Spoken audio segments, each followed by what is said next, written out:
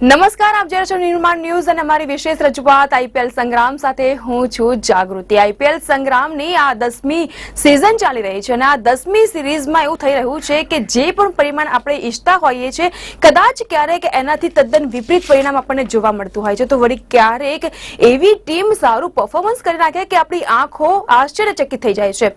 ગઈકાલે જે રીતે મુંબઈને ટક્કર આપી હૈદરાબાદે અને શાનદાર વિજય મેળવ્યો, બેટિંગ ગણો કે બોલિંગ ગણો કે પછી એની ફિલ્ડિંગ ગણો, આ ત્રણેય પાસામાં હૈદરાબાદની જે ટીમ છે એને સક્ષમ છે એ વાત ગઈકાલે મુંબઈની સાથે સાથે ક્રિકેટ પ્રેમીઓને સાબિત કરી આપી છે। એટલે કે શાનદાર જીત મેળવીને હવે હૈદરાબાદ ક્યાંક ને ક્યાંક આત્મવિશ્વાસથી સભર થઈ રહી છે। તો ગઈકાલે મુંબઈને ક્યાં ફટકો પડ્યો અને કઈ રીતે હૈદરાબાદે પોતાની જીત મેળવી લીધી એ આપણે વાત કરીશું અને સાથે જ આજે કયો મુકાબલો રમાવાનો છે તેની વાત કરીશું અને પોઈન્ટ ટેબલ ઉપર કેવું ઘમાસાણ મચ્યું છે તે પણ જોઈશું। અને આ તમામ બાબત ઉપર ચર્ચા કરવા માટે સ્ટુડિયોમાં ઉપસ્થિત છે રમતગમતના નિષ્ણાંત અશોકભાઈ મિસ્ત્રી। અશોકભાઈ, આપનું સ્વાગત સ્ટુડિયોમાં। Thank you very much. Ashokbhai, ગઈકાલે આપણે વાત કરી હતી કે હૈદરાબાદ જીતે છે તો કેવું પરિણામ સર્જાય છે અને મુંબઈ જીતે છે તો કેવી સ્થિતિ સર્જાય છે। મુંબઈને કદાચિત મે બી આ હાર જીતથી એટલો બધો ફરક ન પડ્યો હોય કારણ કે હજુ પણ પોઈન્ટ ટેબલમાં નંબર 1 પર મુંબઈ છે, પરંતુ હૈદરાબાદે જે રીતે જીત મેળવી છે કાબિલે તારીફ કહી શકાય।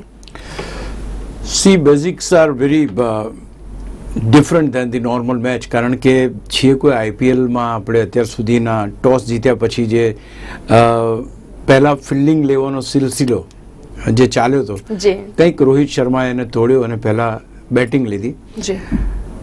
બેટ્સમેનોને ચકાસવાનો એક આનાથી સારો મોકો બીજો ના કહી શકાય, કારણ કે આગળ ઉપર મેચોમાં કઈ પરિસ્થિતિનું નિર્માણ થાય નોબડી નોઝ।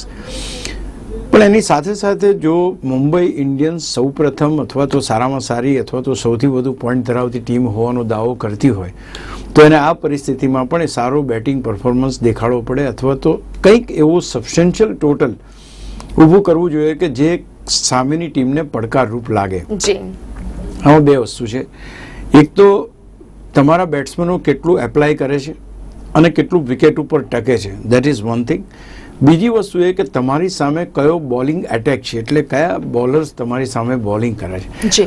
અહીંયા જે રીતે બે અફઘાનિસ્તાનના બોલરો રાશિદ અને નબીએ જે રીતે બોલિંગ કરી, હું માનું છું કે એમની જે છાપ છે કે એમની બોલિંગ અનપ્લેએબલ છે। રશીદ ખાનની અત્યાર સુધી જોઈ હતી, ગઈકાલે નબીની પણ જોઈ। એણે પહેલી જ ઓવરમાં કમિન્સની વિકેટ જે લીધી, that was a turning point કે ગયા વખતે સર્વશ્રેષ્ઠ સ્કોર કરનાર બેટ્સમેનને તમે કોઈ પણ જાતનો સ્કોર વધારે કરવા ન દો અને બોલ્ડ કરો તમે, તો દેટ શોઝ કે તમે કેટલા એક્યુરેટ છો, તમે કેટલા અનપ્લેએબલ છો, તમે કેટલી સારી બોલિંગ કરી શકો છો। અને over the period of time ધીમે ધીમે એમ થયું કે બોલરો ખરેખર સારી બોલિંગ કરે છે, they are pitching the ball in the right area. મુંબઈના બેટ્સમેનો ધૈર્ય રાખીને વિકેટ ઉપર ટકવાની ક્યાંક ક્ષમતા ગુમાવી ચૂક્યા એવું લાગ્યું। બોલિંગ સારી થઈ પણ સાથે સાથે તમારા shot selection was a problem. દેવર એવા શોટનું સિલેક્શન કર્યું કે જે શોટ તમે નોર્મલી એવોઇડ કરો। When you wanted to cut the ball, તમારી પાસે એટલી વિડ્થ હોવી જરૂરી છે, એટલી જગ્યા હોવી જરૂરી છે।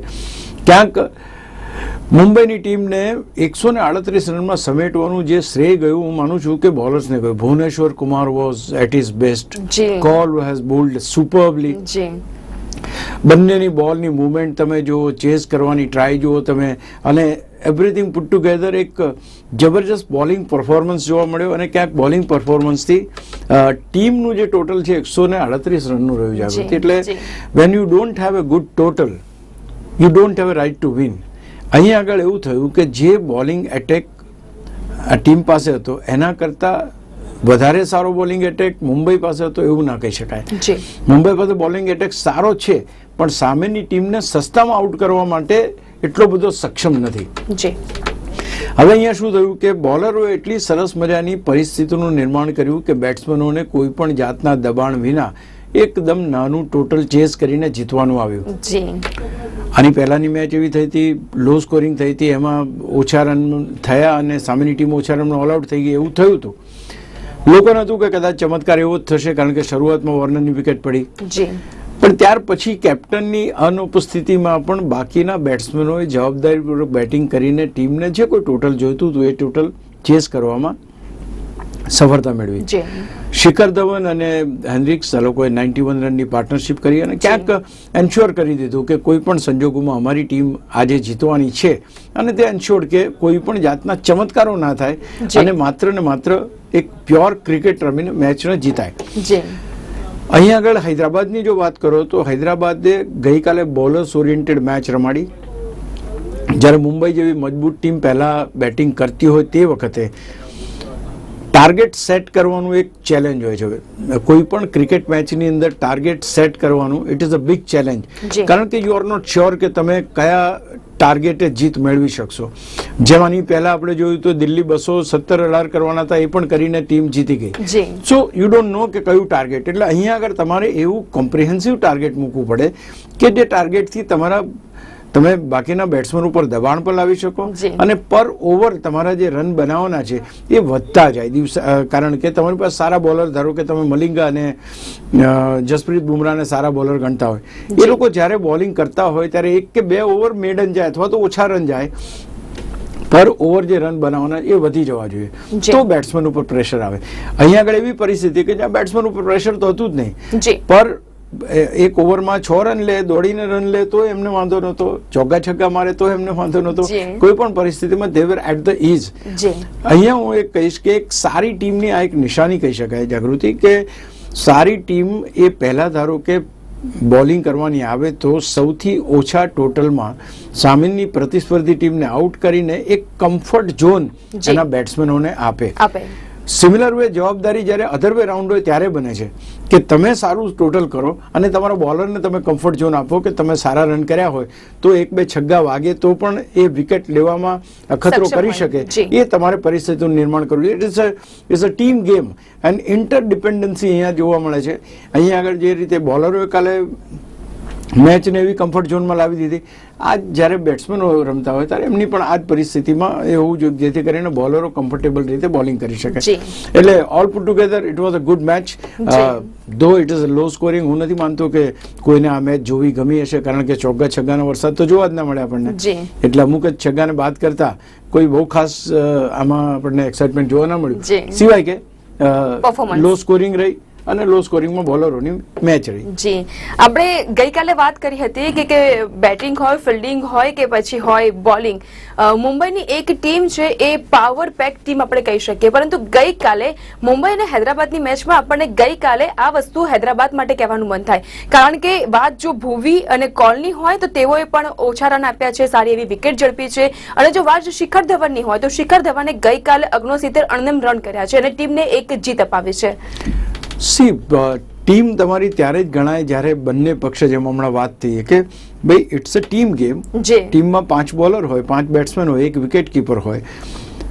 બોલિંગ સારી થાય તો બેટિંગ સારી થઈ શકે. એટલે ધારો કે બોલિંગ સારી કરીને સામેની ટીમને ઓછામાં આઉટ કરો તો બેટિંગ તમારી સારી થાય અને તમે જીતી શકો. બેટિંગ પહેલા થતી હોય તો સારો સ્કોર મૂકો જેથી કરીને તમારા બોલર થોડી લિબર્ટી લઈ શકે, વિકેટ પરચેસ કરી શકે. આ એકબીજાની ઇન્ટરડિપેન્ડન્ટ ગેમ છે અને that is why this game is very important. અહીં આગળ જે રીતના શિખર ધવન અને હેન્ડ્રિક્સ, આઈ થિંક આ બંને જણા જે રીતના રમ્યા અને જે 91 રનની પાર્ટનરશિપ કરી, એન્શ્યોર કર્યું એમણે કે ભાઈ મારો કેપ્ટન આઉટ થઈ ગયો છે પણ અમારી જવાબદારી બને છે કે આ નાનું ટોટલ છે, કોઈ જાતના પ્રેશર વગરનું ટોટલ છે, કોઈ જાતની પ્રેશર ગેમ નથી. એમાં એક સારી બેટિંગ, એક જવાબદાર બેટિંગ, એક જીત તરફ લઈ જતી બેટિંગ કરવાની જરૂર છે. I think Dev done it. અને શિખર ધવન આટલો અનુભવી ખેલાડી છે, હેન્ડ્રિક્સ પણ અનુભવી ખેલાડી છે, એટલે બંનેને ખબર છે કે આ એક મેચ એમની ટીમને જીતવાનો કેટલો લાભ થાય છે અથવા તો કેટલી એ ઇમ્પોર્ટન્ટ છે. આઈ થિંક દે ડીડ ઇટ વેલ અને એક કોમ્પ્રિહેન્સિવ વિક્ટરી જેને કહેવાય, એવું વિક્ટરી બહુ આસાનીથી એ લોકોએ મેળવી લીધો. જી અશોકભાઈ, આપણે ગેમમાં 2 વસ્તુ જોવા મળતી હોય છે, ટોટલ ચેઝ હોય છે અને ટોટલ સેટ હોય છે. ગઈકાલે ક્યાંક ને ક્યાંક આપણને એવું લાગ્યું કે મુંબઈએ ટોસ જીતીને સૌથી પહેલા તો બેટિંગ લેવાનો જે અખતરો કર્યો છે, ટીમની ટોટલ સેટ કરવાની ક્ષમતા હતી તેને ચકાસવાનો એક ટ્રાય કરવામાં આવ્યો છે. યુ વેરી રાઈટ જાગૃતિ. આ એક સારો પ્રયોગ એટલા માટે કહી શકાય કે ઠીક છે અત્યારે તો મુંબઈને કદાચ મેચ હારી જાય તો એ બહુ ખાસ ફેર પડતો નથી, they are at a comfort zone.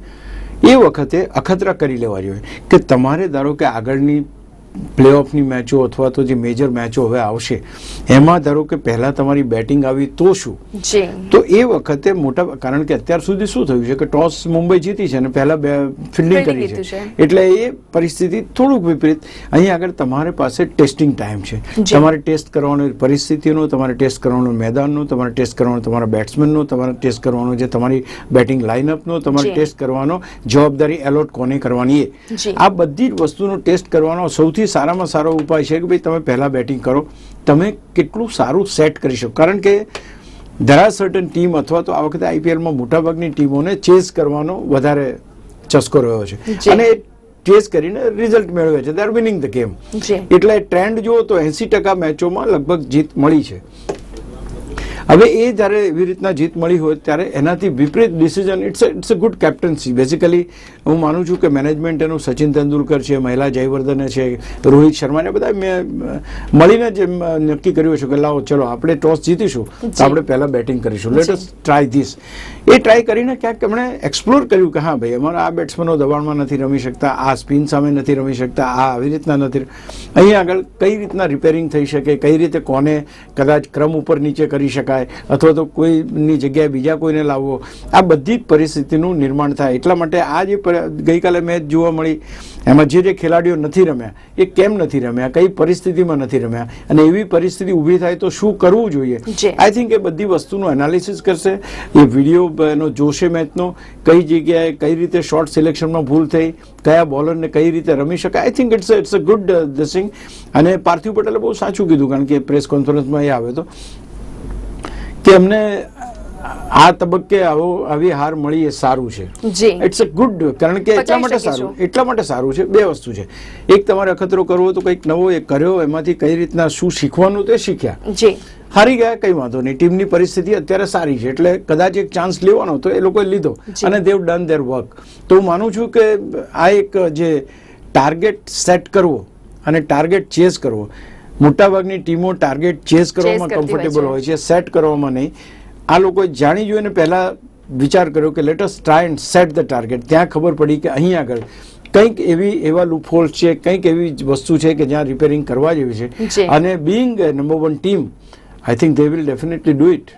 જી અશોકભાઈ, ગઈકાલે 18.2 ઓવરમાં 138 રનનો જે સ્કોર હતો એ ચેઝ કરવામાં હૈદરાબાદને સફળતા મળી, હૈદરાબાદે જીત મેળવી છે.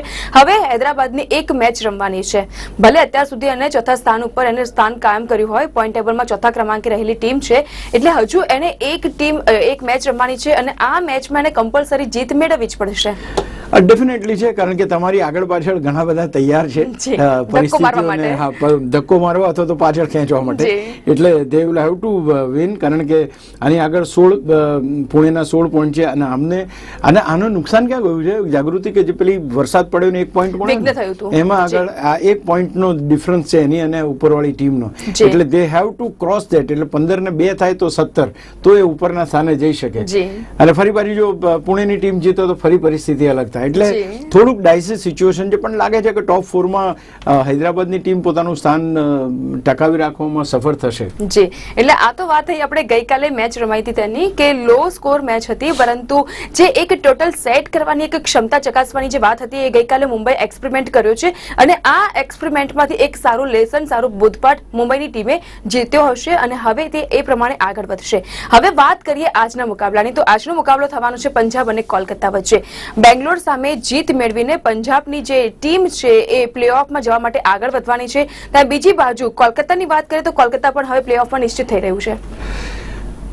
પહેલી વસ્તુ છે કે નંબર 1 નું સ્પોટ બહુ અગત્યનું હોય છે, એટલે દરેક ટીમ પહેલા નંબર 1 પર જવાની ટ્રાય કરશે. જે રીતે અત્યારે મુંબઈ ઇન્ડિયન્સ છે 18 પોઈન્ટ સાથે અને કલકત્તાના 16 પોઈન્ટ છે, એટલે 16 પોઈન્ટ છે છતાંય જો કે નંબર 1 પર નહીં જઈ શકે, એને બાકીની મેચો જીતવી પડશે. 2 મેચો બાકી છે, બંને મેચો જીતે તો જ જઈ શકે, પણ એમાંની પહેલી મેચ આજ છે એટલે પહેલી મેચ તો આ જીતવી પડે અને એ જીતીને નેક્સ્ટ મેચ જીતે તો દે ગો ઓન નંબર 1. અચ્છા, હવે જે બાકી રહી પંજાબની વાત, તો પંજાબની જે પરિસ્થિતિ છે એ એમની પાસે 3 મેચો બાકી છે અને 3 મેચો એમને જીતવાની છે, એટલે એમના માટે તો ડુ ઓર ડાયની સિચ્યુએશન છે અત્યારે. અને હું માનું છું કે એ ટીમનું જે રીતે પ્રદર્શન રહ્યું છે એમાં ક્યાંક બેટ્સમેન અને બોલર કરતાં થોડોક નસીબે પણ મોટો ભાગ ભજવ્યો છે અને ક્યાંક એ ટીમ અત્યાર સુધી લિફ્ટ થઈ છે. કોઈ તમને સિન્ક્રોનાઇઝ બેટિંગ જોવા નથી મળી, કોઈ તમને એવું અલગ રીતનું કંઈક બોલિંગ જોવા નથી મળી, પણ તે છતાં એ ટીમ અત્યારે ટોપમાં જવાની દાવેદાર બની ગઈ છે. સારી સારી ટીમો ગુજરાત લાયન્સ નથી, બેંગ્લોર નથી, દિલ્હી નથી, ત્યારે આનો ટીમનું જે એ છે વધી ગયું છે. નાવ સવાલ એ છે કે આ પર્ટિક્યુલર મેચ, આજની મેચ પ્રીતિ જિન્ટાના ફેસ પર સ્માઇલ લાવી શકશે કે કેમ? That is we have to C. કારણ કે એ ટકરાય છે કલકત્તા સામે, જે કલકત્તા મજબૂત બેટિંગ લાઇનઅપ, સુપર બોલિંગ અને એક કોમ્પેક્ટ ટીમ, જબરજસ્ત કેપ્ટન્સી, એની સામે ટકરાય. પંજાબની ટીમની વાત કરો તો સ્કેટર્ડ ટીમ છે, ત્યાં કોઈ તમને પરફોર્મન્સ જોવા નથી મળતું. સૌથી અગત્યની વાત તો જાગૃતિ એ છે કે એમનો જે સ્ટાર બેટ્સમેન આમલા, એ સેન્ચુરી મારે પણ મેચ જીતી શકાતી નથી. That is another big blow. કારણ કે હું માનું છું ત્યાં સુધી સેન્ચુરી કોઈ ખેલાડી બનાવી લે તો એ ટીમ જીતવી જોઈએ, પણ બંને વખતે એની જે સદી છે એ ક્યાંક ફેલ ગઈ છે. અશોકભાઈ, આજે શું લાગી રહ્યું છે, આમલાની સદી થશે કે પછી ટીમને જીત મળશે? નહીં, લેટ્સ સી. હું તો એમ ઈચ્છું કે જે રીતે અસીમ આમલા રમે છે, જે રીતના એને બેટિંગ સ્ટાઇલ છે, જે રીતે એને નવી સ્ટાઇલમાં અપડેટ કર્યું, I think you can not blame Amla. He is doing his job. હવે ક્યાંક આ બધું કાગનું બેસું દાળનું પડવું બને છે કે તમે કહી શકો કે ભાઈ આની બેટિંગ થઈ એટલે આ ના જીત્યું. ઓફકોર્સ વાત ચોક્કસ સાચી છે, એટલે બની શકે કે આની નોંધ કદાચ એ લોકોએ લે. જોઈએ આગળ ઉપર શું થાય. પણ એક વસ્તુ ચોક્કસ છે, જો તમારે તમારી ટીમને સારી મજબૂતી આપી હોય, જો તમારો ગ્લેન મેક્સવેલ ન રમી શકતો હોય બરાબર, તમારા બાકીના બેટ્સમેન તમને એ ના કરતા, રિસ્પોન્ડ ના કરતા હોય, તો you have to depend upon such people.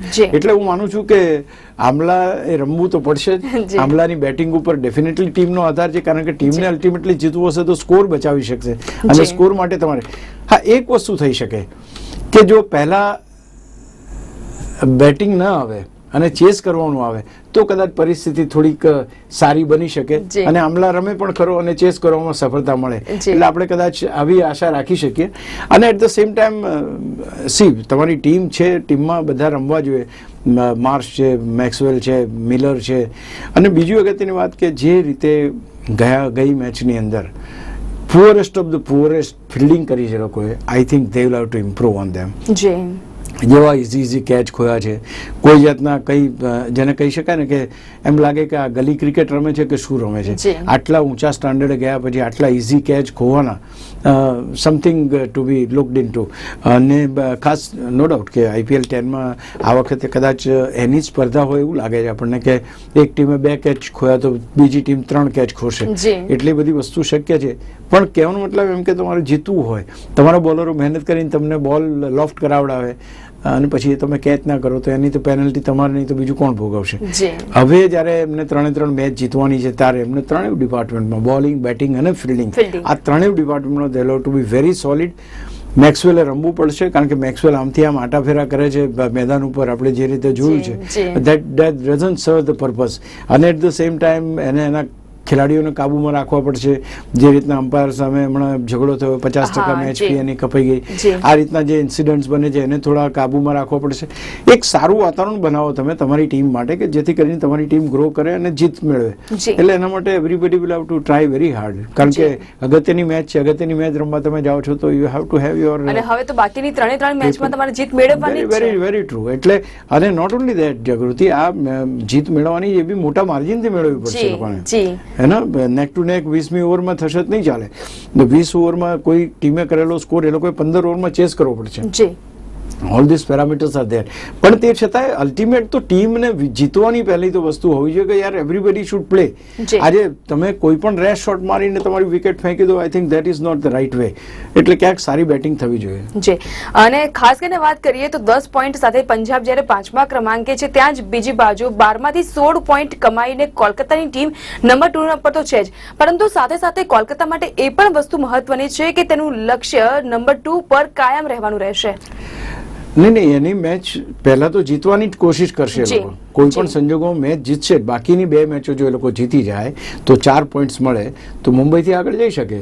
એટલે they will definitely try to gate that. એટલે મુંબઈ જે રીતે અત્યારની પરિસ્થિતિ છે એમાં ટોપ પર છે, અને જો આ બંને મેચો જીતે ને મુંબઈ 2 મેચ હારે તો જ આ શક્ય છે. એટલે કંઈ બી થઈ શકે. ગઈકાલે 1 મેચ હાર્યા છે, બની શકે કે બાકીની 2 મેચો હારે, તો things can be on a different this thing. પણ પહેલા ક્રમે રહેવાનો ફાયદો છે કે ભાઈ તમે પહેલા ત્યાં જીતો એટલે સીધા તમે ફાઇનલમાં જાઓ. સેકન્ડ તમે રહો તોય તમને વાંધો નથી, તમને એક બીજો ચાન્સ મળે છે રમવાનો, તમે ત્યાર પછી તમે ફાઇનલમાં જાઓ છો. એટલે પહેલો ને બીજા સ્થાનને મળતા લાભો છે આ બધા, અને એ માટે એ સ્થાન માટે જ આ રસાકસી અત્યારે ચાલી રહી છે. બાકીની ટીમો આપણે જોયું એ પ્રમાણે એમના ક્રમાંક પર છે, બહુ ખાસ ફેરફાર થાય એવું લાગતું નથી.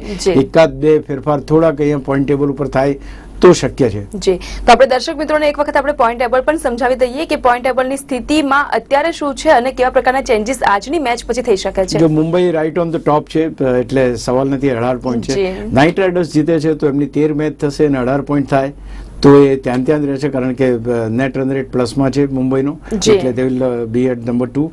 રાઇઝિંગ પુણે સુપર જાયન્ટ અને સનરાઇઝર હૈદરાબાદનું હજુ હવે અત્યારે તો આજે મેચ છે નહીં, એટલે આના પછીની જે સ્થિતિ છે એટલે કે 5મા ક્રમે પંજાબ છે. પંજાબને જીતવું પડશે, જીતીને આગળ આવવાની ટ્રાય કરવી પડશે. સો પંજાબ કેન વિન.